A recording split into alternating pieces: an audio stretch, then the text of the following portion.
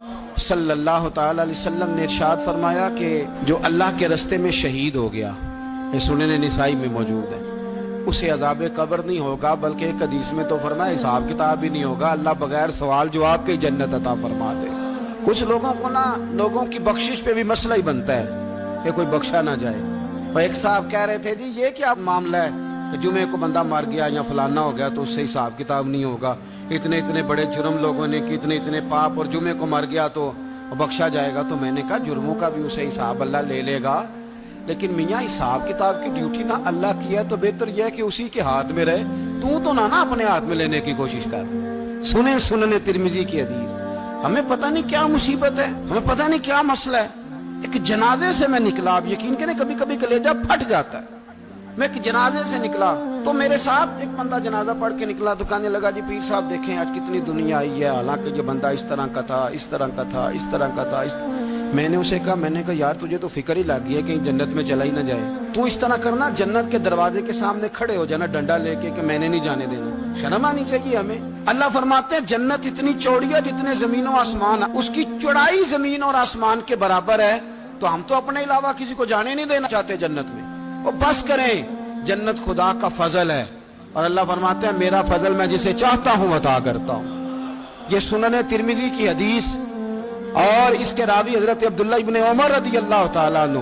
نبی پاک علیہ السلام نے فرمایا جو مسلمان جمعے کے دن یا جمعے کی رات کو فوت ہو، اس کو اللہ تعالیٰ قبر کی آزمائش سے محفوظ رکھتا ہے۔ جو جمعے کی رات فوت ہو جائے یا جمعے والے، یعنی جمعے رات اور جمعے کی درمیانی رات چلا جائے یا جمعے والے، تو اللہ اسے عذاب قبر سے،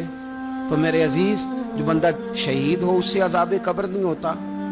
جو آدمی جمعے کے دن یا جمعے کی رات چلا جائے اسے بھی عذاب قبر نہیں ہوتا۔ اور میرے رسول کریم صلی اللہ تعالی علیہ وسلم نے فرمایا جو بندہ ایک دن اور ایک رات، یہ حدیث صحیح مسلم میں، سنن ترمذی میں، مصنف عبدالرزاق میں موجود ہے،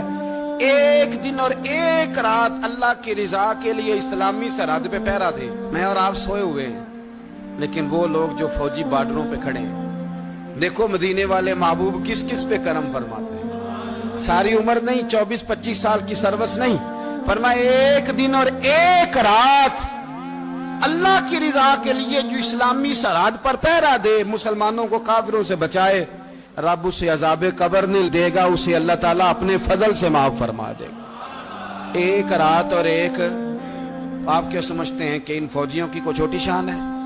ان کا کوئی چھوٹا مرتبہ ہے؟ ایک دن اور ایک رات اگر یہ پہرا دیں تو اللہ انہیں اتنا انعام عطا کرتا ہے۔ اسی طرح سن لو، یہ ذرا غور سے سننا، ابن ماجہ کی حدیث، اور اس کے علاوہ مسند ابو یعلا میں موجود حدیث کے راوی حضرت ابو ہریرہ رضی اللہ تعالی عنہ، حضور صلی اللہ تعالی علیہ وسلم نے فرمایا جو شخص بیماری سے فوت ہوا، قربان جاؤں میرے محبوب نے بیماری کا نام ہی نہیں لیا، فرمایا کوئی بھی بیماری ہو، فرمایا جو آدمی بیماری سے فوت ہوا اللہ اسے شہادت کی موت عطا فرمائے گا، اور وہ عذاب قبر سے اور قبر کے امتحان سے بھی محفوظ رہے گا، اور حضور فرماتے ہیں اس کو صبح اور شام جنت کے باغوں میں سے رزق دیا جائے گا۔ جو کسی بھی بیماری سے مرا، یہ لوگ بیماری سے مر رہے ہیں تو لوگوں نے اچھوت سمجھ رہے ہیں، اچھوت، یہ اچھوت نہیں ہے، اس لیے کہ لوارث نہیں، یہ خدا رسول کے ماننے والے ہیں، تم انہیں اچھوت کہہ رہے ہو، اور مدینے والے رسول انہیں شہید فرما رہے ہیں۔ حضور نے فرمایا جو بیماری سے مرے شہید ہے، وہ قبر کے عذاب سے